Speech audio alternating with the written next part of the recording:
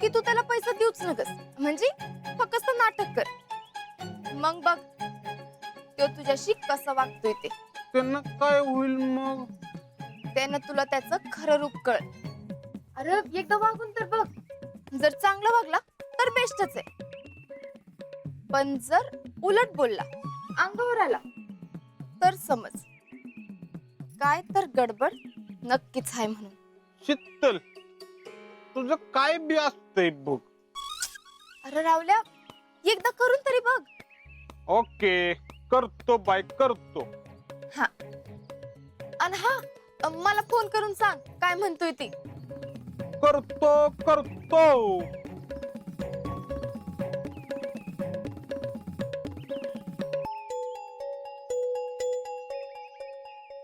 शीतलचं ना डोक्यात काय बी चाललं असते.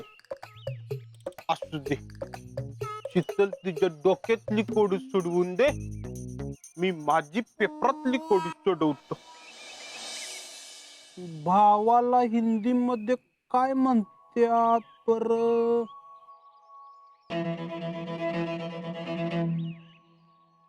भैया. हा भैया, तू? नमस्कार राहुल शेठ. नमस्कार नमस्कार. काय बिजी बिजी नाही ना? कुठलं बीजी आणि पीजी? ती जरा कोडी सोडवत बसलो होतो, तेवढंच म्हणलं जरा मेंदूचा व्यायाम होईल ना. बर राहुल शेठ, हा एक जरा महत्वाचं काम होतं. बोला की काय? अरे ते पैसे दिले होते ना तुझ्याकडे कमानीचे, ते पाहिजेत. का हो? का ते कॉन्ट्रॅक्टरला पैसे द्यायचेत ना, तर लवकरात लवकर काम चालू केलं पाहिजे. चालतंय की, एक मिनिट.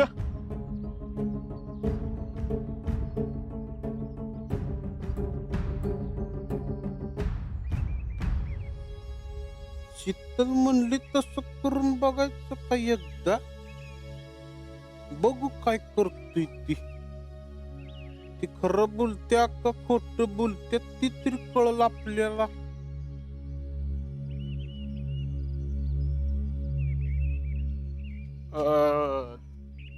भैया, नाही पैसे.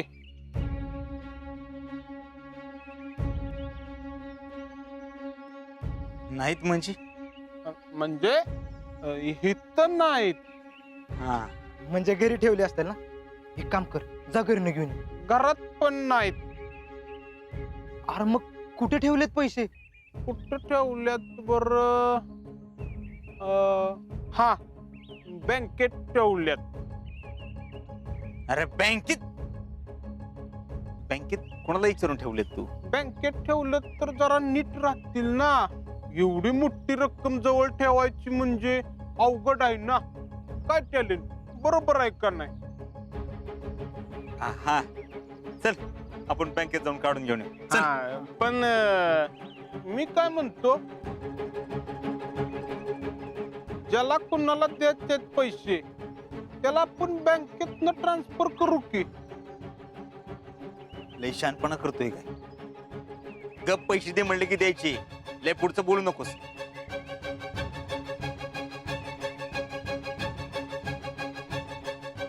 हे काय जबरदस्ती आहे काय? हाय जबरदस्ती.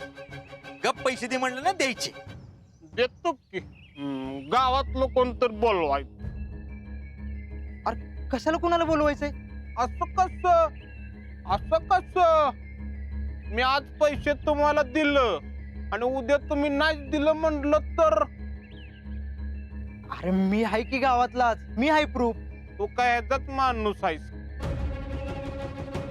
गावातलं म्हणजे गुरुजी, आत्माराम तात्या, नाना असं कोणतरी मोठं बोलवतात. जा.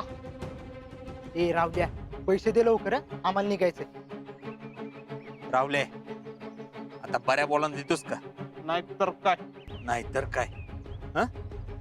तुला करून दाखवतो की नाहीतर काय ते. हं? गावात आधी काळा कुत्रा तरी विचारत होता का रे तुला? हं? आम्हाला अक्कल शिकवतोय ती. कॉलर सोड. तुझं आता खरं रूप कळलं काय आहे ती. शीतल सांगत होती तेच बरोबर होत.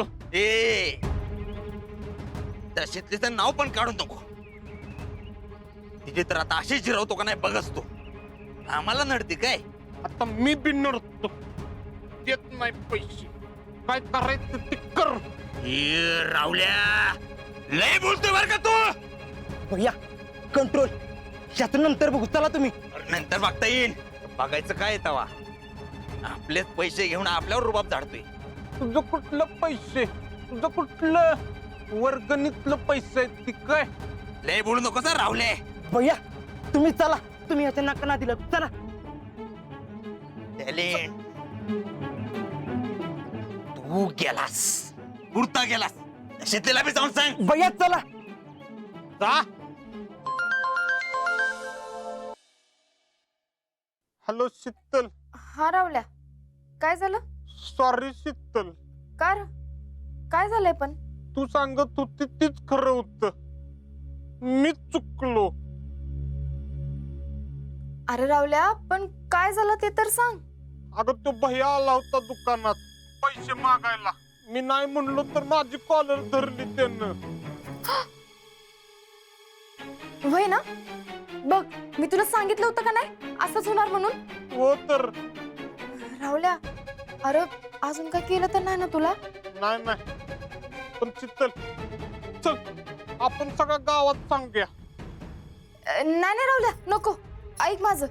नाही शीतल, सगळ्यांना कळलं पाहिजे तो कसा आहे त्यो.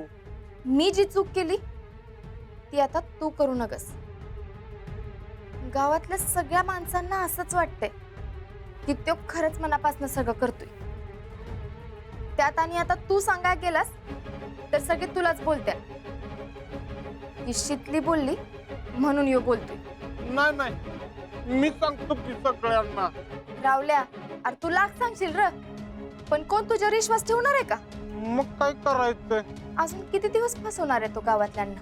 हा तीच तर. हे बघ, फक्त तू त्या फंद्यात पडू नकस. तू तुझी कामं सुरू ठेव.